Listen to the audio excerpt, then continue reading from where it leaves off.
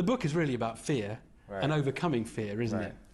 And I just keep thinking fear can be quite good. You know, I don't want to stop myself doing silly things. You can have a slight paranoia that helps you be aware of situations, and even in the 48 Laws of Power that Robert wrote, there's some things in there that you might feel like are evil, but you need to be aware of them because someone else's intentions might be very well what that law of power is. You know, so like when I got a chance to talk to him, we even brought it down to the perspective of a person that's in a staff meeting that is watching someone else raise their hand to answer a question that they know the answer to. And that means that person deserves to be ahead of you in life because your fear of being wrong at that point is not allowing you to create your value in the workspace. The book is really based and recounts your experiences of hustling and selling drugs in Southside Queens. And you can draw lessons for business in the staff room from that really completely different world. The boss in the neighborhood doesn't see killing someone as it doesn't rule killing someone out as an option to expand business. When in corporate America, I've interacted with people that absolutely have intentions of killing the competition in a different way. But it's just not literally killing, it's yeah. Have you overcome fear? I mean, you were shot 9 times in the year 2000. In terms of dealing with fear, I suppose you're not scared of anything after that. Well, when you're in life-threatening situations, it makes you a little more conscious of death. You know, and the more that you are aware of your fate, the higher the probability you have a chance to live. So you're a little more free. Like I go into what Robert kind of identified as the core of my power is me being in business situations and being the person with the least fear at the table. And that's because I weigh these things up against my biggest losses in my life. So like the loss of my mom is the biggest thing that I've experienced. So walking into a room, even at the worst possible scenario, it won't damage me to the point or hurt as much as that hurt it. So I'll go in there in a secure space, able to speak and ask the questions, and I'd rather feel like I'm unaware for the moment within those quarters than to feel like I'm unaware in a losing situation. I mean, the book does describe some fairly nasty incidents. I mean, just in a chapter about the Hustler King, you slash the face of a rival's assistant who's out to hurt you. Yeah. I mean, looking back on all of that, I mean, how do you sort of feel? Because you've just moved so far away from that now. Yeah, I did. But, you know, like, I think the things you go through make you who you are. So I don't regret those things. I don't regret them because I don't think I'd be who I am today if I wasn't exposed to those situations. If you ask me, those are unfortunate situations that I've had to experience. And if I had a choice, I would have definitely went in a different direction. I might have wanted to go to school for business instead of having to go through this portion of my life. But tough lesson, yeah. Yeah, but under those circumstances, when you're in an environment where you meet aggression with aggression, or you're deemed weak, and the weak becomes the prey, you gotta kind of back people off of you at different points. And it really felt like that in that. Literally. Yeah. And when you're willing to go as far as further than the other guy, you always prevail. You always end up on top. It's like the kid in the schoolyard that doesn't want to fight always leaves with a black eye, because as soon as the other kid identifies he doesn't want to fight, he hits him. But this is back to the negative view of human beings. Yeah, like, I mean, I never wanted to fight, but kids. Actually, I did get hit at school a little bit, but not very much. Like, but when they say no, I really don't want to do this. Pop, that's when you get hit. You just gave the other guy enough confidence to hit you at that point. Especially when there's a bunch of kids behind him jumping up and down saying, "Whoop him."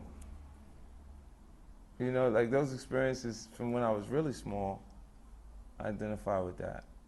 So I ain't never been in a space or those situations where, even if I didn't want to fight, I didn't show them. And then let's talk about the world of rap, which is a bizarre world, obviously, hip-hop.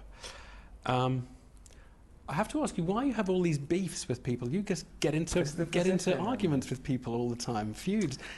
What's going on? The competitive nature of hip-hop has always been one of the driving forces, one of the elements in the art form that keeps it thriving. The youthful audience that's attracted to it has a low attention span, so it's always out with the old and with the new, as far as they're concerned. So the guy that comes into hip-hop music, you know, while we continuously use metaphors for things, I'll use the metaphor of a fighter. Fighter will go into the actual gym, day 2, his coach is calling him champ. Because he weighs 154 pounds, he's watching Floyd Mayweather fight saying, I'm gonna beat Floyd Mayweather one day, or I'll be as good as Floyd Mayweather. When he doesn't even know how to fight at that point. He just begins his training. You know, and rappers psychologically are like fighters, where they condition themselves to believe they're as good as the guy that is in position at that point. So I'm constantly challenged.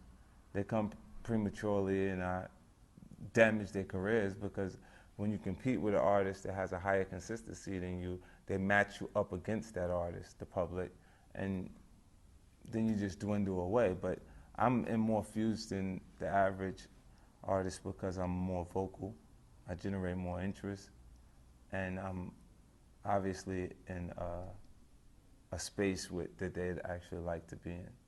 See, when the director yells cut, none of my things go away. The big house is still there, the nice cars are there, the attractive women are there. When he yells cut to them, everything goes away. They write the life that they aspire to have, and I'm writing the struggle. I want to ask you a last couple of points. Women and gays. What is it with rappers and women? This is great. You know, You're right, my alley with this. Is this an affectation, the language? No. And the See, you know what it is? Is it ironic or is it serious? Because the song is 3 minutes before you reach an overkill point. You only have enough time to create a description. There's no time to develop cause and effect. There's no time to establish social standards or moral standards. So when you make reference to horror, do you know what I'm talking about? The average woman that's out in a nightclub that hears that is not offended by it. Right.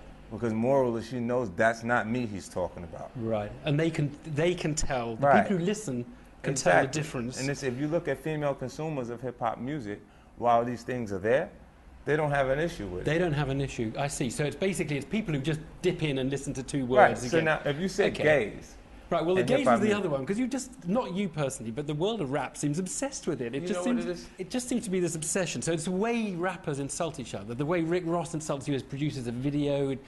Your label's G Unit. He mocks Gay Unit and sort of has you in a cartoon. And I mean, it just seems a very odd way to. It's almost as though there's a kind of masculinity thing that's lying at the root of this. Well, So the one fear that you all have is the fear of masculinity, of somehow losing masculinity. Well, yeah, that's a part of it too. Like from that perspective, to say that you were weaker would be to say that you're actually gay. And you know, I know some gay guys that will whoop Rick Ross's ass. You know, and it's not like with no problem. They're thinking the guy that is weak, that wants to actually be a woman. And then they say, oh, you're soft. That's his way of saying you're soft. He's not trying to disrespect gay people. 2 words, what do you fear now in your life? I feel like I can't change, and that's that I'm misunderstood. You know, my confidence is mistaken for arrogance constantly. You know, people don't actually understand my intentions a lot of the time. Because what I've offered is myself.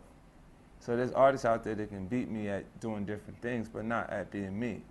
So once the public embraces me and says 50 is cool, or I like 50 Cent, can't nobody beat me at being that.